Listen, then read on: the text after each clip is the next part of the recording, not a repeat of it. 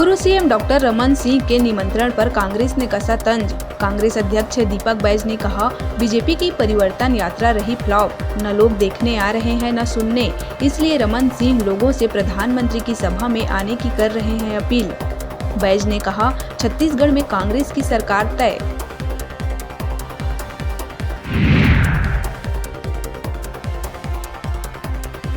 छत्तीसगढ़ में भी चल सकता है मध्य प्रदेश का फॉर्मूला। विधानसभा चुनाव 2023 के लिए छत्तीसगढ़ से केंद्रीय मंत्री रेणुका सिंह, सांसद और प्रदेश अध्यक्ष अरूण साव, सरोज पांडे, संतोष पांडे, गोमती साय, सुनील सोनी, पूर्व मुख्यमंत्री डॉक्टर रमन सिंह को मिल सकती है टिकट।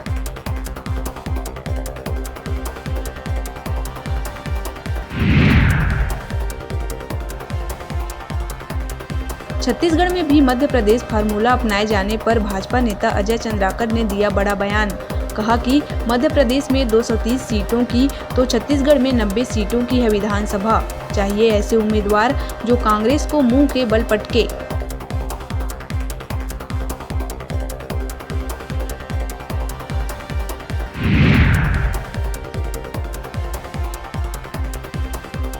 राजधानी रायपुर के माना एयरपोर्ट पर पैसेंजर बैठाने को लेकर टैक्सी कंपनियों की महिला कर्मियों के बीच मारपीट का वीडियो सामने आने के बाद पुलिस ने दोनों पक्षों की तरफ से एफआईआर दर्ज कर 8 आरोपियों को किया अरेस्ट।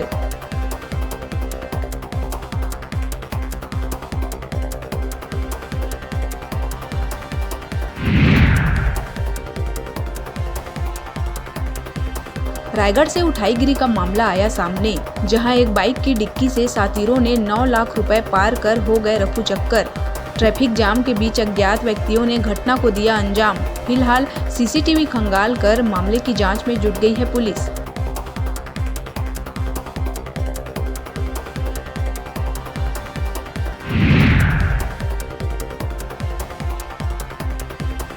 बालोद के देवरी बंगला थाना क्षेत्र अंतर्गत किसना गांव में आकाशीय बिजली गिरने से खेत में काम करने गई 3 महिलाओं की हुई मौत।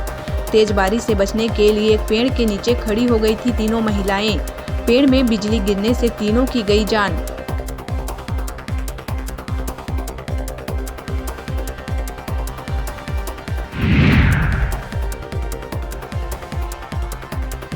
नक्सल प्रभावित सुकमा जिले में एक महिला समेत 3 नक्सलियों ने पुलिस के सामने किया आत्मसमर्पण।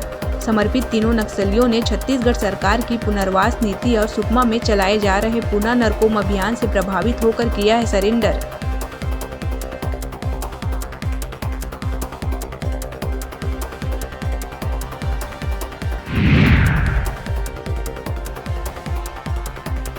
प्रदेश में फिर एक्टिव हुआ मानसून। मौसम विभाग के अनुसार छत्तीसगढ़ में 1-2 जगहों पर गरज चमक के साथ वज्रपात होने की है संभावना। इस दौरान अधिकतम तापमान 32 डिग्री और न्यूनतम तापमान 25 डिग्री सेंटीग्रेड रहने का है अनुमान।